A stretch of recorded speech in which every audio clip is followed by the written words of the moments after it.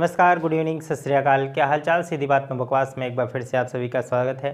दोस्तों, आज की इस वीडियो में मैं क्लास 10th एनसीईआरटी मैथमेटिक्स के एक्सरसाइज नंबर 5.1 की बात करूंगा, जो कि एक नया चैप्टर है। बहुत पहले ये चैप्टर नहीं हुआ करता था। अब जब से एनसीईआरटी बुक आई है तब से ये चैप्टर भी आ गया है, समांतर श्रेणियाँ। यह पहले 11th क्लास में हुआ करता था। अभी भी 11th क्लास में आप लोगों को ये चीज़ें देखने को मिलेंगी। आप 11th क्लास में जाएंगे तो समांतर श्रेणियों के अलावा भी और भी श्रेणियों के बारे में डिस्कस करेंगे, जैसे हरात्मक श्रेणी, गुणोत्तर श्रेणी, ये सब के बारे में भी पढ़ेंगे। लेकिन अभी 10th क्लास में हम केवल समांतर श्रेणी ही पढ़ेंगे।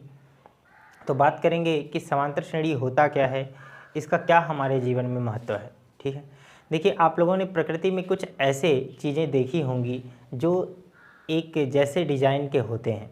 ठीक है, जैसे एग्जाम्पल के लिए मैं बात करूं समांतर श्रेणियों के प्रकृति में, जैसे सूरजमुखी के फूल की पंखुड़ियाँ, ठीक है, एक क्रम में होती हैं, एक समान अंतराल के बाद इनकी पंखुड़ियाँ लगी होती हैं। ये तो हमारा पहला एग्जाम्पल है। दूसरा एग्जाम्पल, मधुमक्खी का छत्ता,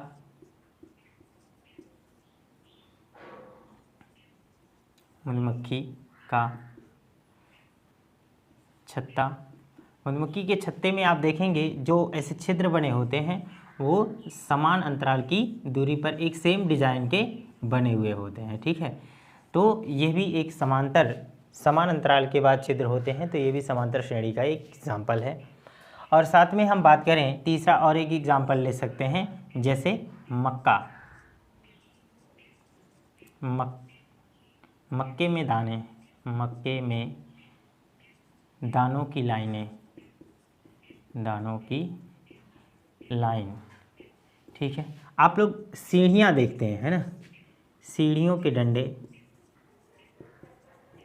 सीढ़ियों के डंडे, ये सब आप देखते हैं कि ये सब समान अंतराल के बाद होते हैं। ठीक है, या आप लोगों ने सुना होगा, जैसे जब हम लोग कहीं पर जॉब पाते हैं किसी प्राइवेट में, तो वहाँ पर अगर जॉब मिलती है तो कभी कभी ऐसा डिस्कशन भी किया जाता है कि भाई देखो, पहले साल आप लोगों को 10,000 रुपये दिए जाएंगे, इसके बाद हर साल आपके सैलरी में 500 रुपये बढ़ा दिए जाएंगे, तो 10,000 के बाद 10,500 हो जाएगा अगले साल, और इसके बाद अगले साल 500 रुपये और बढ़ेंगे, तो 11,000 हो जाएंगे। इस प्रकार से समान वर्षों में समान अंतराल के बाद सैलरी बढ़ती है। तो ये समांतर श्रेणी या समांतर सीरीज के कुछ एग्जाम्पल्स हैं, आप समझ सकते हैं इसके बारे में, और हम डिस्कस करेंगे अब इसके बाद इसके क्वेश्चंस की बात। लेकिन इससे पहले कुछ और बातें करेंगे। हम यहाँ पर पढ़ने वाले हैं समांतर श्रेणियों को गणित के रूप में, है ना, जिसको हम कहते हैं अरिथमेटिकल प्रोग्रेशन, अरिथमेटिक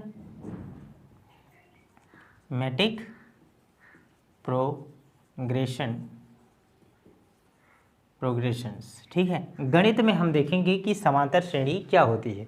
ये तो हमने दैनिक जीवन में कुछ प्राकृतिक चीज़ों को देखकर हम समझ सकते हैं ना, लेकिन गणित में ये समांतर श्रेणी कैसे बनेगी। जब कुछ अंक लिखे जाएं और प्रत्येक अंकों के बीच समान अंतराल हो तो हम ऐसा कहते हैं कि वह समांतर श्रेणी कहलाती है। जैसे हम एग्जाम्पल लेते हैं मैथमेटिक्स के, जैसे मैंने लिख दिया 1 2 3 4 एंड सो ऑन, इसी तरह से बढ़ता रहे। ठीक है, तो आप देखेंगे कॉमा लगाकर सेपरेट किया गया है अंकों को, और यहाँ पर हम देख पा रहे हैं कि एक के बाद सब में कितने का अंतराल है, +1 और ये +1 का अंतराल है। इसी तरह से ये +1 और बढ़ेगा तो 5 6 7 ऐसे बढ़ता रहेगा।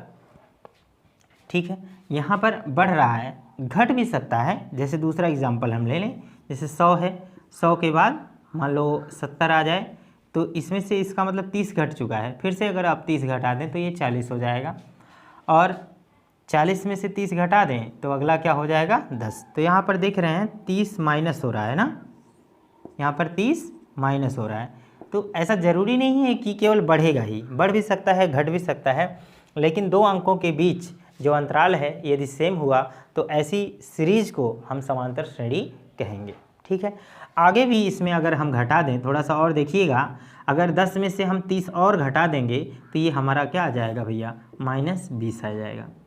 तो ये भी आपको बहुत ध्यान से समझना है। वो अंक माइनस में भी हो सकते हैं और प्लस में भी हो सकते हैं। तो इस प्रकार से हम एग्जाम्पल्स को समझ सकते हैं। ये होती है हमारी समांतर श्रेणी। दोस्तों, अगर चीज़ें समझ में आ गई हैं तो वीडियो को एक बार लाइक कर दीजिए और उसके बाद फिर हम आगे सॉल्व करना स्टार्ट करते हैं। हमारा पहला प्रश्न है, निम्नलिखित स्थितियों में से किन स्थितियों में संबंध संख्याओं की सूची एपी है और क्यों? एपी का मतलब होता है अरिथमेटिकल प्रोग्रेशन, यानी समांतर श्रेणी। तो इसको समझेंगे। और इसमें हमारा पहला प्रश्न है, प्रत्येक किलोमीटर के बाद का टैक्सी का किराया, जबकि प्रथम किलोमीटर के लिए किराया 15 रुपये है और प्रत्येक अतिरिक्त किलोमीटर के लिए किराया 8 रुपये है। ठीक है, तो इस क्वेश्चन को सॉल्व करेंगे कैसे? देखिए, बहुत ही आसान है। देखिए, हम यहाँ क्वेश्चन को लिख नहीं रहे हैं, क्वेश्चन आपको स्क्रीन पर दिख रहा होगा, आप वहाँ से उस चीज़ को देख सकते हैं और जो छोटे क्वेश्चन रहेंगे उनको हम बोर्ड पर भी लिख लेंगे। ठीक है, अभी के लिए ये है हमारा पहला प्रश्न। क्वेश्चन नंबर फर्स्ट का जो पहला सवाल है वो ये कह रहा है कि प्रथम किलोमीटर का किराया है ना, तो यहाँ पर लिखेंगे प्रथम किलोमीटर का किराया कितना है? 8 रुपये है, सॉरी 8 नहीं 15 रुपये है। ठीक है, और अतिरिक्त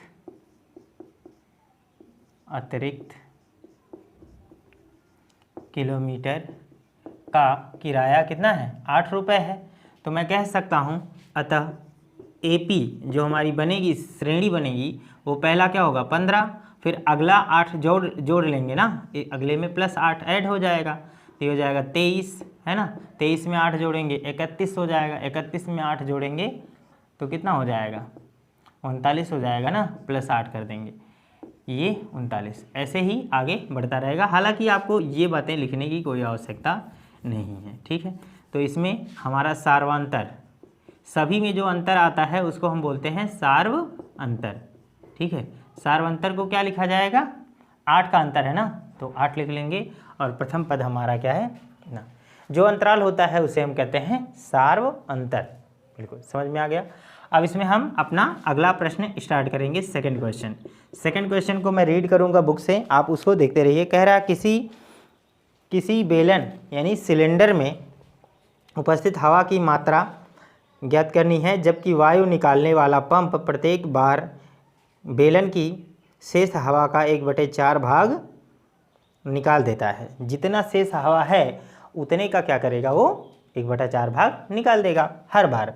ठीक है, तो यहाँ पर लिख लेंगे, माना सिलेंडर में हवा की मात्रा क्या है? 1 है। तब पहला टर्म जो होगा वो हम मानेंगे T1 बराबर 1 रहेगा। और हवा 1/4 निकाल लेता है ना, जब हवा 1/4 निकाल देगा, हवा निकलता है कितना? 1/4, या हवा निकला, ऐसे लिखें, हवा निकला बराबर 1/4 निकल गया ना।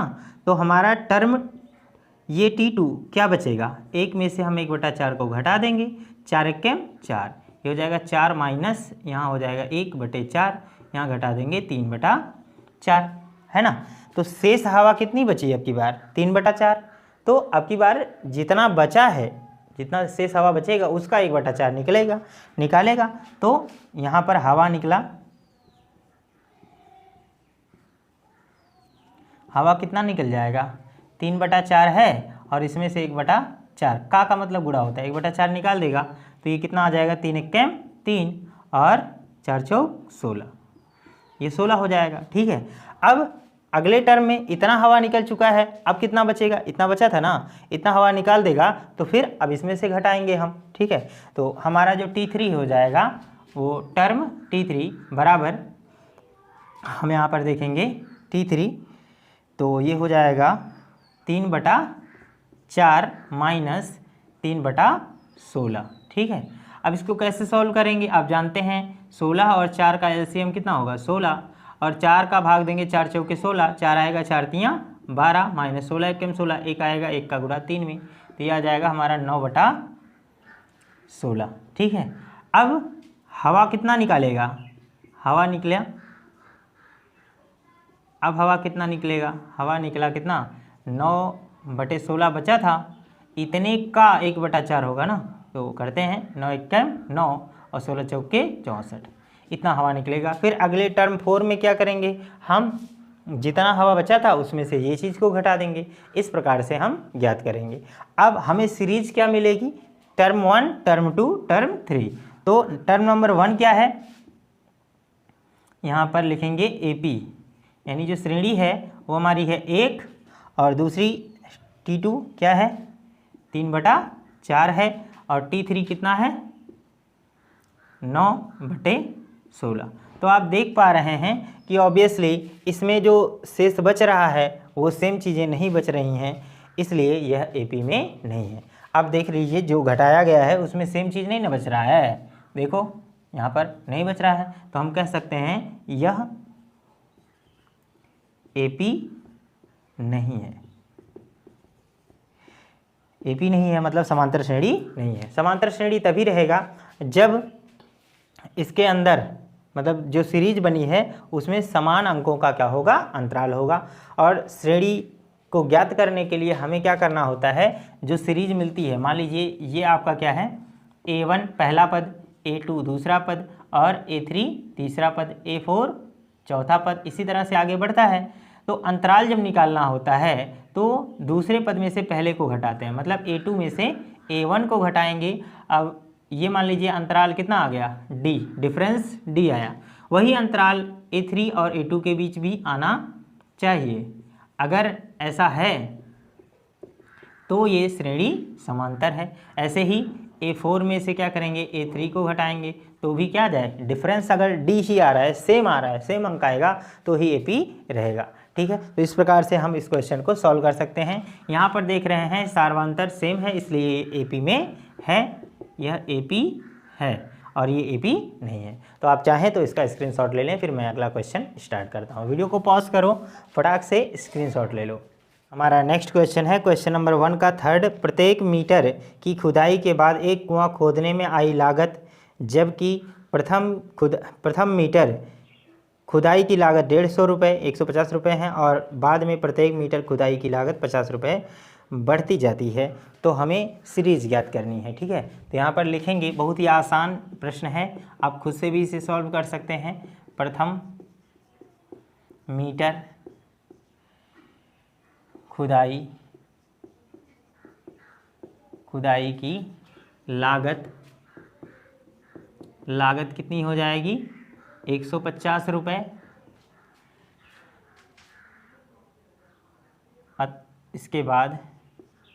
इसके बाद प्रत्येक मीटर खुदाई की लागत 50 रुपये प्रत्येक का हो रहा है, बढ़ रहा है 50 रुपये, है ना। या यहाँ पर लागत यहाँ पर लिख देते हैं, हाँ लागत इतनी है, प्रत्येक किलोमीटर यहाँ पर लिखा गया है ना, तो याद रखना है। तो AP क्या हो जाएगी हमारी, AP बनेगा 150 पहला रहेगा, फिर अगले में 50 बढ़ जाएगा तो अगला क्या होगा 200 हो जाएगा ना। उसके बाद फिर यहाँ पर क्या करेंगे, 50 और बढ़ा देंगे तो 250 हो जाएगा, फिर 300 हो जाएगा, इसी प्रकार से आगे बढ़ता रहेगा। तो इस प्रकार से हम अपने इस प्रश्न को भी सॉल्व कर सकते हैं। ठीक है, अब अगला प्रश्न यहीं पर देखते हैं। खाते में प्रत्येक वर्ष का मिश्र धन साधारण ब्याज वगैरह आप लोगों ने पढ़ा होगा, मिश्र धन जो है ज्ञात करना है, जबकि 10,000 रुपये की राशि 8% वार्षिक की दर से चक्रवृद्धि ब्याज पर जमा की जाती है। तो यहाँ पर हम देखेंगे चक्रवृद्धि ब्याज के लिए। चौथा प्रश्न है यहाँ पर प्रथम वर्ष के लिए, यानी T1 बराबर हमारा कितना रहेगा, 10,000 रहेगा, 10,000। अब टर्म ये T1 क्या है, 10,000 है। अब यहाँ पर लिखते हैं चक्रवृद्धि ब्याज, यहाँ पर लिखेंगे एक वर्ष का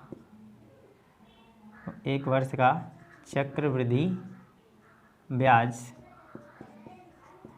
क्या हो जाएगा, साधारण ब्याज ही निकाल देंगे, एक ही वर्ष का है इसलिए बढ़ जाएगा, कोई दिक्कत नहीं है। तो ये हो जाएगा आप 10,000 और गुणे क्या होगा 8 गुणे, एक ही वर्ष का है तो 1 करेंगे, नीचे 100 करेंगे, ये 0 से 0 कैंसिल हो जाएगा, 8 का गुणा कर देंगे तो क्या हो जाएगा 800 हो जाएगा। अब हमारा मिश्रधन क्या हो जाएगा,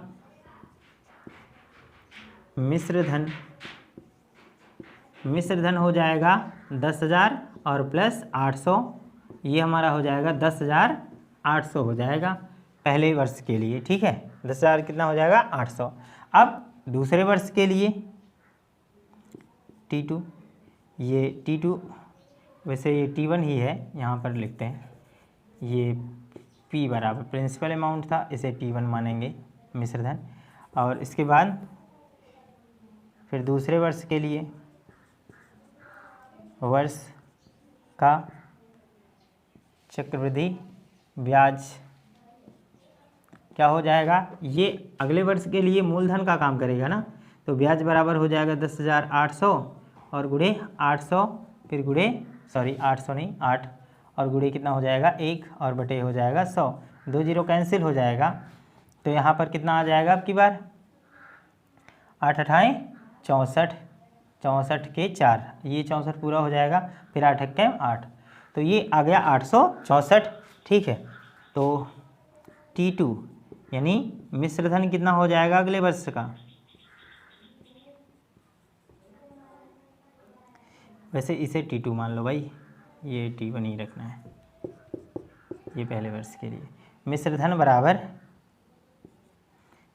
बराबर हो जाएगा कितना, ये हमारा है 10,800 और प्लस 864, इसमें ऐड कर दीजिए तो कितना हो जाएगा, ये 4 ही हो जाएगा, 6 हो जाएगा, 8 8 16 के 6 होगा, हासिल 1 यहाँ आ जाएगा, इसके बाद 11,664 हो जाएगा। तो अब आप देख पा रहे हैं AP हमारी क्या बनेगी। AP को देखेंगे, यहाँ पर लिखिए AP है हमारा, पहले कितना है 10,000 था और उसके बाद क्या हुआ 10,800 है, यानी 800 बढ़ गया।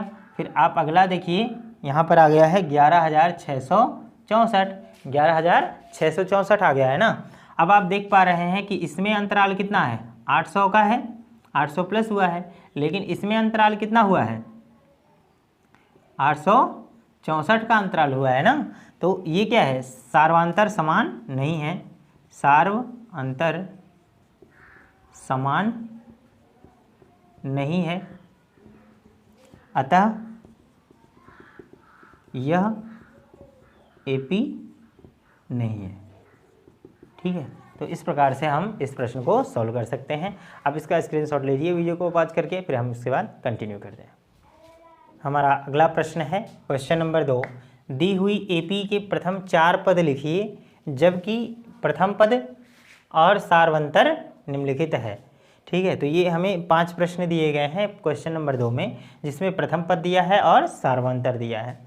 देखिए हमने कहा था कि आप लोगों से कि जो श्रेणी होती है वो क्या होती है, उसमें प्रत्येक पद में D का अंतर होता है ना, यानी श्रेणी हमेशा A, अगर प्रथम पद A है तो अगला पद क्या होगा उसमें D जोड़ने पर प्राप्त होगा, अंतर के बराबर है ना, तो A प्लस क्या हो जाएगा D, और इसके बाद वाला पद फिर इसमें D जोड़ दीजिए। अब जब A प्लस D में एक D और जोड़ेंगे तो क्या हो जाएगा A प्लस 2D हो जाएगा, इसी तरह से A प्लस 3D हो जाएगा और एंड सो ऑन, ऐसे ही आगे बढ़ता रहेगा। यहाँ आप देख रहे हैं प्रथम पद A है, दूसरा पद A प्लस 1D है, तीसरा पद A प्लस 2D है और चौथा पद क्या है A प्लस 3D है। ध्यान रखना है जब चौथा है तो 3D केवल बढ़ रहा है, तो पाँचवा होगा तो 4D बढ़ेगा ना। इस प्रकार से इस बात को अगर आप अच्छे से समझ लेते हैं तो ये बातें आगे भी आपको काम आएंगी। तो हम अगर पहला टर्म लिखें, टर्म 1 बराबर क्या होगा A, और A बराबर कितना दिया है 10, और टर्म 2 यानी दूसरा पद जो होगा वो है A प्लस D, तो हम यहाँ पर लिख सकते हैं 10 प्लस 10 बराबर क्या हो जाएगा 20, और तीसरा टर्म क्या होगा, यानी तीसरा टर्म क्या होगा तो हम यहाँ पर लिखेंगे A प्लस 2D, और ये हमारा हो जाएगा 10 प्लस 2 गुणे D का मान 10, तो 10 दूना 20 10 30 हो जाएगा। इसी प्रकार से अंतराल अगर सेम है तो अगला पद आता रहेगा। T4 बराबर हो जाएगा a प्लस 3d, ये हो जाएगा 10 प्लस यहाँ पर ये आपका हो जाएगा 3 गुणे 10, ये आ जाएगा 40। 10-10 का अंतराल है, तो इस प्रकार से हम ये प्रश्न सॉल्व कर सकते हैं। ये हमारा था क्या, पहला प्रश्न। ठीक है, इसी प्रकार से हम क्या करेंगे, दूसरे प्रश्न को भी सॉल्व करेंगे। देखिए कैसे हो जाएगा। दूसरा प्रश्न आप देख पा रहे हैं कि यहाँ पर क्या है, a बराबर -2 है, d बराबर 0 है। ये बहुत ही आसान है, बहुत ही आसान, मतलब कोई अंतर ही नहीं है। तो हर पद क्या होगा, सेम एक जैसा ही होगा। तो मैं कह सकता हूँ कि जो टर्म 1 और टर्म 2, टर्म 3 और टर्म 4 जो होगा वो सब क्या होगा, कोई अंतराल नहीं है तो सेम होगा। -2 -2 -2 और -2 ही होगा। बहुत ही आसान रहेगा। अगर आप ले भी लें तो d की जगह पर जब 0 रखेंगे तो ये सब 0 हो जाएगा, तो सब वही पद आता रहेगा। इस प्रकार से दूसरा प्रश्न भी सॉल्व हो सकता है। अब हम देखेंगे तीसरे पद को, तीसरे क्वेश्चन को। यहाँ है 4, पहला पद क्या है 4 है और दूसरा पद क्या है -3 है। तो -3 क्या हो रहा है, घट रहा है। अंतर क्या है, -3 का अंतर है। तो यहाँ टर्म 1 बराबर क्या हो जाएगा a, और a का मान है 4, और टर्म 2 बराबर आप जानते हैं a प्लस क्या होता है d। a की जगह पर रखेंगे 4 और d की जगह पे -3 रखेंगे, तो ये हो जाएगा -3 बराबर 1 हो जाएगा। फिर इसी तरह से T3 बराबर आ जाएगा a प्लस 2d, तो ये हो जाएगा 4 प्लस 2 गुणे और d की जगह पे -3, तो 3 दूना 6, -6 होगा, तो यहाँ आ जाएगा -2 आ जाएगा। ठीक है, ये बराबर रखेंगे यहाँ पर, बराबर -2 आ जाएगा। अब इसमें से -3 और मैं क्या करूँ, घटा दूँ। ठीक है, तो क्या हो जाएगा, चौथा पद हमारा निकल कर आएगा। देखिए आप खुद से कर सकते हैं इसे, a प्लस 3d, और ये हो जाएगा 4 प्लस 3 गुणे -3, ये 3 त्रिक का 9, -9 में से 5 4 जाएगा तो -5 आ जाएगा। इस प्रकार से हम तीसरे प्रश्न को भी सॉल्व कर सकते हैं। आप बहुत इजीली इसे सॉल्व कर सकते हैं। ठीक है, आप चाहें तो इसका स्क्रीनशॉट एक बार वीडियो को पॉज करके ले लीजिए, फिर मैं आगे कंटिन्यू करता हूँ। ठीक है, क्योंकि इसमें भर जाएगा ना।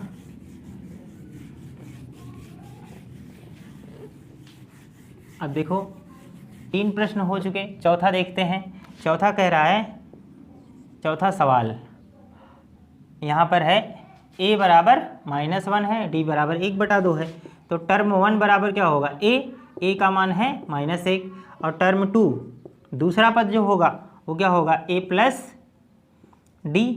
तो आप देख सकते हैं a की जगह पे -1 और प्लस d की जगह पर है कितना, 1/2। आप इसे सॉल्व कर लीजिए तो 2 1 2, -2 और प्लस 1 रहेगा और अपॉन 2, यहाँ -2 में से 1 जाएगा, -1/2 हो जाएगा। और टर्म 3 देखिए, टर्म 3 क्या होगा, a प्लस 2d। यहाँ देखिए a की जगह -1 प्लस 2, d की जगह पे 1/2, ये इससे कैंसिल हो जाएगा, तो -1 प्लस 1 बराबर क्या हो जाएगा, 0। अब आप देखिए टर्म 4 a प्लस 3d, तो ये हो जाएगा -1 प्लस 3 इंटू d की जगह पे क्या रखेंगे, 1/2।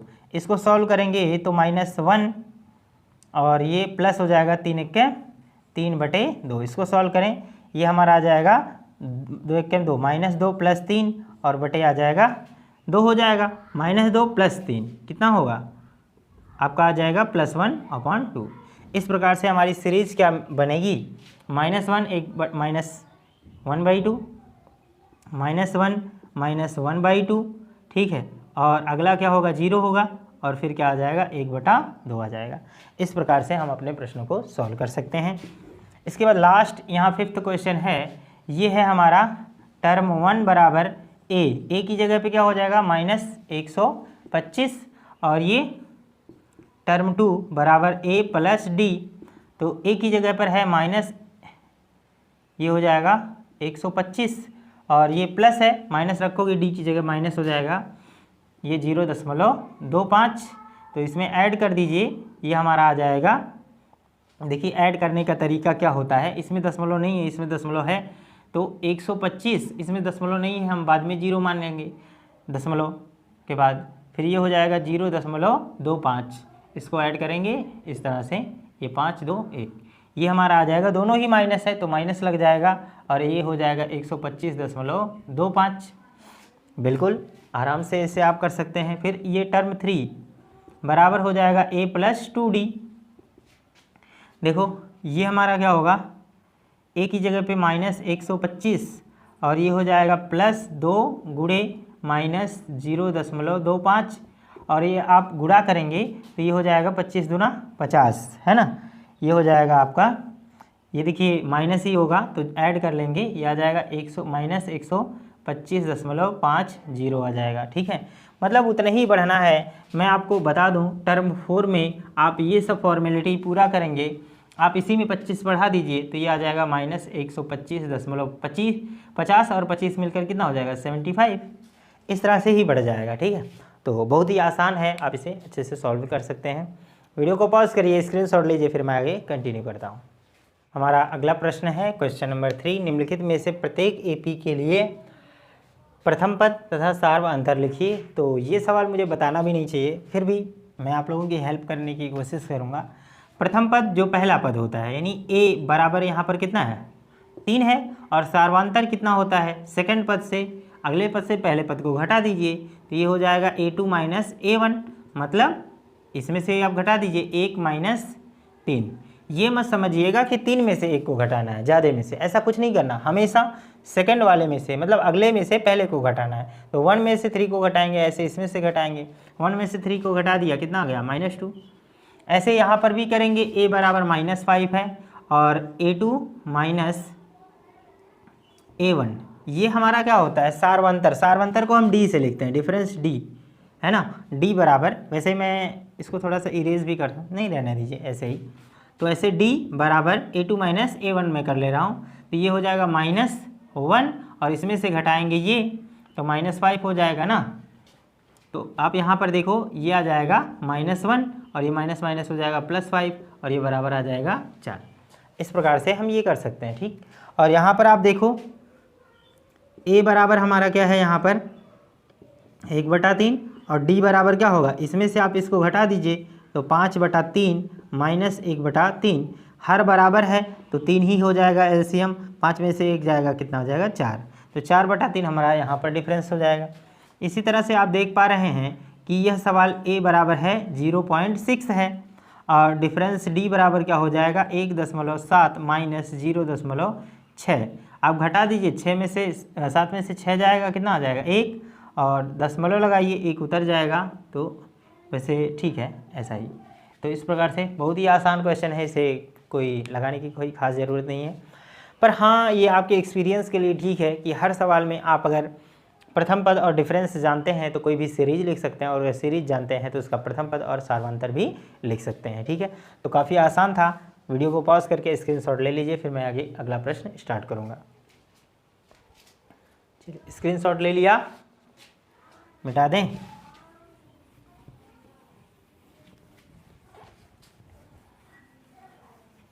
हम इस एक्सरसाइज के लास्ट क्वेश्चन को सॉल्व करेंगे, जिसमें ढेर सारे क्वेश्चन दिए गए हैं, और इस क्वेश्चन को करने के बाद एपी के सारे डाउट्स आपको क्लियर हो जाएंगे। इसको देखेंगे बहुत ही ध्यान से और क्वेश्चन को स्लोली सॉल्व करेंगे। तो हमारा अगला प्रश्न है क्वेश्चन नंबर 4। क्वेश्चन नंबर 4 का यहाँ पर हम करेंगे पहला सवाल, लेकिन इससे पहले आप क्वेश्चन को देख लीजिए। कह रहा है निम्नलिखित में से कौन कौन एपी हैं, यदि कोई एपी है तो इसका सार्वांतर तथा सार्वांतर ज्ञात कीजिए और इनके 3 और पद लिखिए। ठीक है, तो पहला सवाल देखता हूँ। यहाँ पर पहला सवाल दिख रहा है, यदि एपी होगा तभी हम सार्वांतर निकालेंगे। वैसे सार्वांतर निकालने के बाद ही पता चलेगा कि वो एपी है या नहीं, तो ऑब्वियसली ये बहुत ही आसान होगा। तो पहला प्रश्न है 2, 4 और ये 8, उसके बाद 16।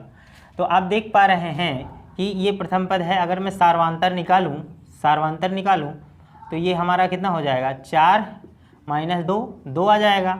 और अगर यहाँ से सार्वांतर निकालें, ये मान लो एक बार और सार्वांतर निकालें, वैसे यहाँ से ऐसे करना है a2 - a1 और ऐसे a3 - a2 करूँ मैं तो 8 - 4 ये डिफरेंस क्या है, सेम नहीं आ रहा है, अतः AP नहीं है, AP नहीं है। और अगर AP नहीं है तो हमें आगे सॉल्व करने की कोई ज़रूरत नहीं है, बहुत ही आसान। Very good. चलिए नेक्स्ट क्वेश्चन को सॉल्व करते हैं। कह रहा है 2 और ये 5/2, ये 3 और ये 7/2 एंड सो ऑन, इसी तरह से आगे बढ़ेगा। तो सबसे पहले मैं सार्वधातर निकालूंगा और ये बहुत ही आसान है, अगर आप थोड़ा सा लॉजिकली समझें तो 2 है और इसके बाद 5/2, 5 का आधा कितना होता है भैया, 2.5 होता है।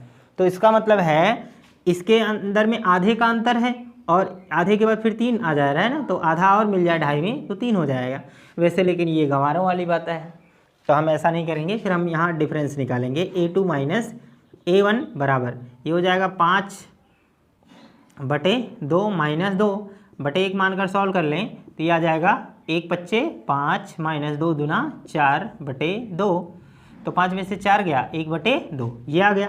इसी तरह से दूसरा डिफरेंस निकालते हैं हम, तो क्या आ जाएगा 3 माइनस ये घटा देंगे 5/2 बटे 1 मानकर 2 3 6 माइनस 5 बटे कितना होगा 2, 6 में से 5 गया 1/2।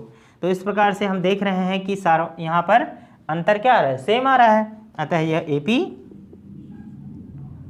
AP है, मतलब आधे आधे का अंतर है भैया, ठीक है।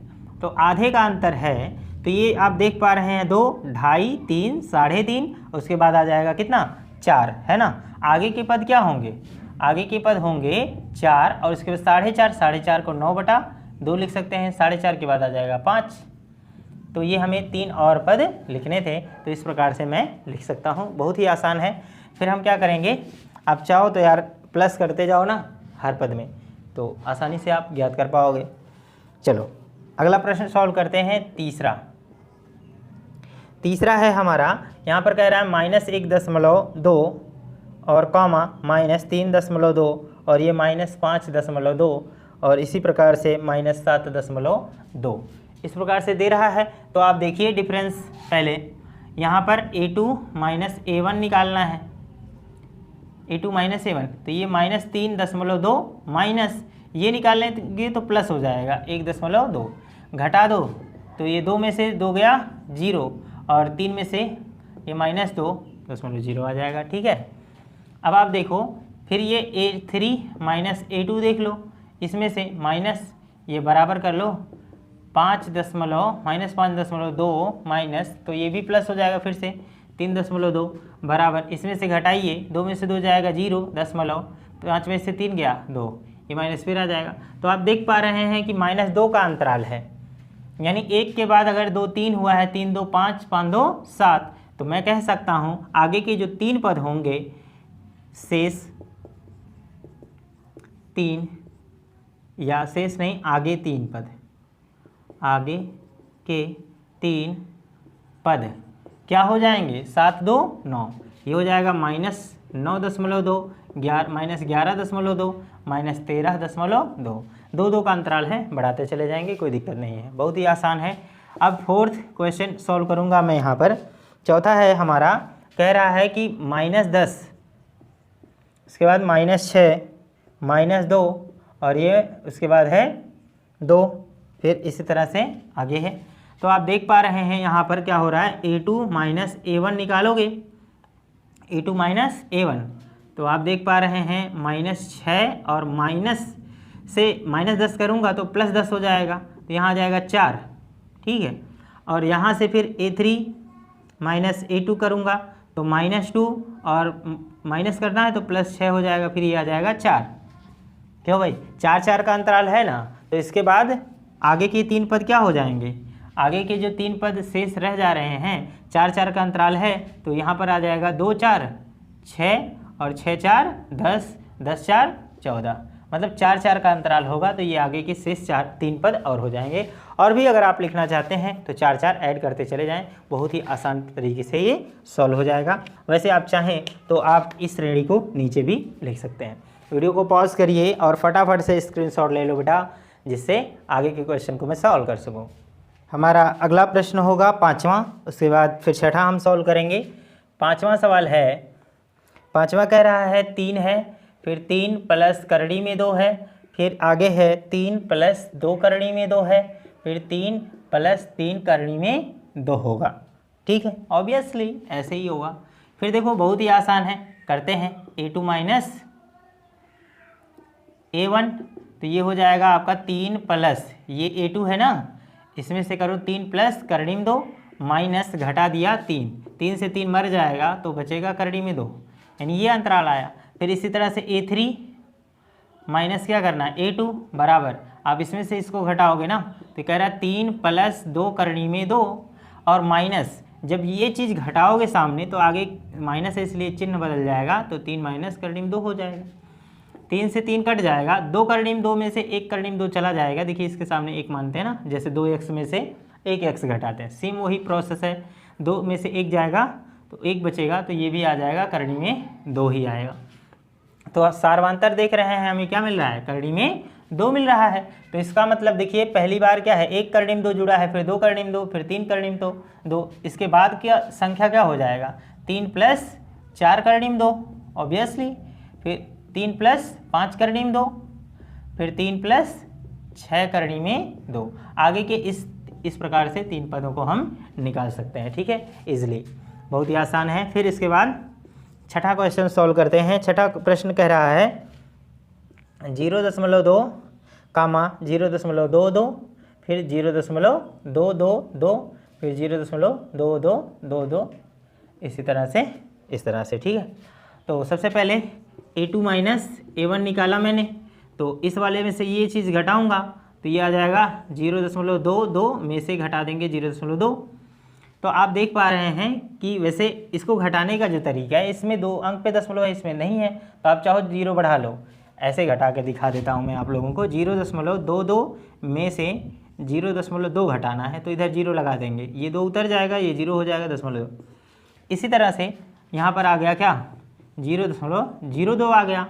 नेक्स्ट टर्म में देखते हैं, इससे ये घटाना है, तो भैया देख लो बहुत ही आसान है। A3 माइनस A2 बराबर, इसमें से ये घटाना है 0.222 माइनस 0.22, इन 2 से A2 0 घट जाएगा तो 0.2 बार 0 आ जाएगा, लेकिन लास्ट वाले पद के नीचे कुछ नहीं है तो 2 आ जाएगा।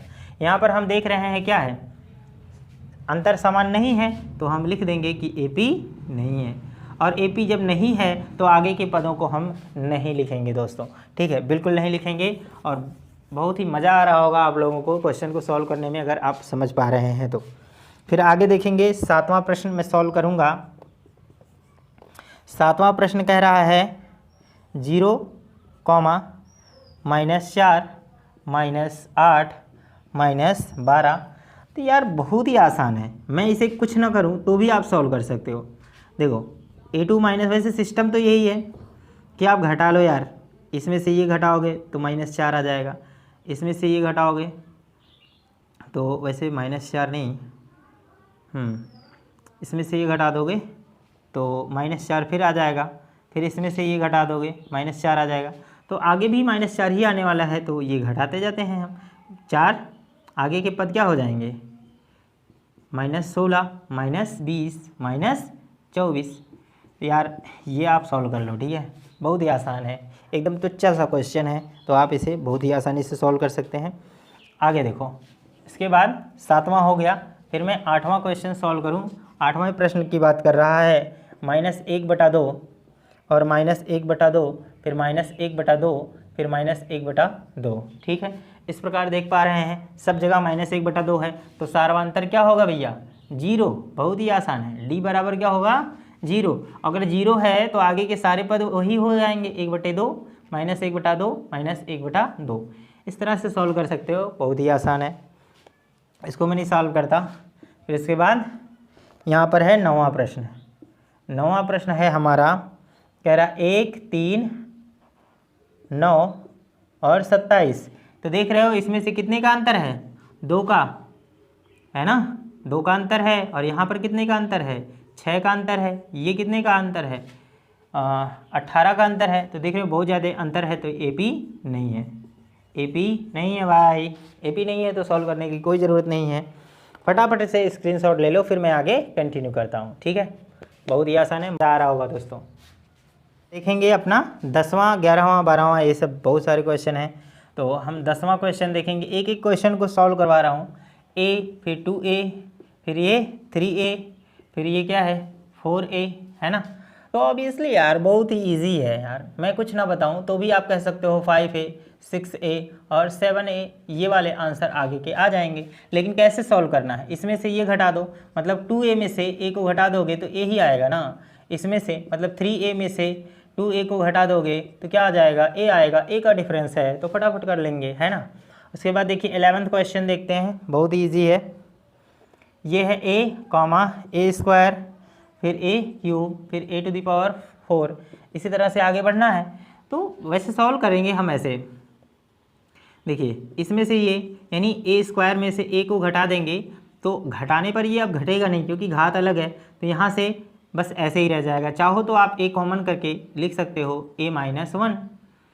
इसी तरह से इसको भी सॉल्व करेंगे तो ये जाएगा a cube minus a square, तो यहाँ से देखेंगे a स्क्वायर कॉमन ले लेंगे तो यहाँ a माइनस 1 आ जाएगा, ठीक है। तो इस प्रकार से देख रहे हैं भाई, ये टर्म तो ठीक नहीं है, मतलब अंतर सेम नहीं है, ठीक है, इसलिए AP नहीं है, AP नहीं है। आप देखकर ऐसे जान सकते हो कि a बढ़ रहा है, पर यहाँ जोड़ घटाने का अंतराल जो है सेम नहीं है, इसलिए AP नहीं है। आप ऐसे देखोगे तो A5 A6 हो जाएगा जिस तरह से यहाँ हुआ है, पर ये AP है, पर ये AP नहीं है क्योंकि यहाँ डिफरेंस नहीं हो रहा है, यहाँ गुणा हो रहा है। बिल्कुल समझ में आ गया। चलिए आगे बढ़ते हैं। उसके बाद 11th हो गया, उसके बाद 12th देखते हैं। ये है √2, फिर √8, फिर क्या है √18, फिर क्या हो जाएगा √32। तो देखो कैसे करेंगे इसे, पहले इसमें से ये घटा दो, ये √8 माइनस √2, यहाँ से क्या करेंगे, देखिए √8 को क्या लिख सकते हैं, √8 को लिख सकते हैं ये यहाँ चार यानी 2 करड़ी में 2 लिख सकते हैं। आप देखिए 4 गुणे 2 लिखिए, 4 का वर्गमूल 2 बाहर आ जाएगा, माइनस ये करड़ी में 2 करड़ी में 2 में से 1 करड़ी में 2 जाएगा तो यहाँ पर आ जाएगा करड़ी में 2। इसी तरह से यहाँ से घटा दीजिए तो ये आ जाएगा करड़ी में 18 और माइनस करड़ी में 8। लेकिन ऐसे समझ में आएगा नहीं, तो यहाँ पर आप देखो ये कर सकते हैं, करड़ी में 9 गुणे 2 कर लो और माइनस करड़ी में 4 गुणे 2 कर लो। लेकिन यहाँ देखेंगे इसी तरह से ये बाहर 9 का वर्गमूल 3 आ जाएगा, 3 करड़ी में 2 माइनस ये 4 का वर्गमूल 2 हो जाएगा, बाहर 2 करड़ी में 2, 3 करड़ी में 2 में से 2 करड़ी में 2 चला जाएगा तो यहाँ पर भी करड़ी में 2 आ जाएगा, ठीक है। तो देख रहे हैं कि सार्वंतर क्या है, सेम आ रहा है, तो यह AP है, लिख लेंगे AP है। लेकिन आगे के जो 3 पद होंगे वो कैसे निकालेंगे आप, ठीक है। तो यहाँ पर देखिए 1 आ रहा था, फिर यहाँ 2 चौके 8, ठीक है।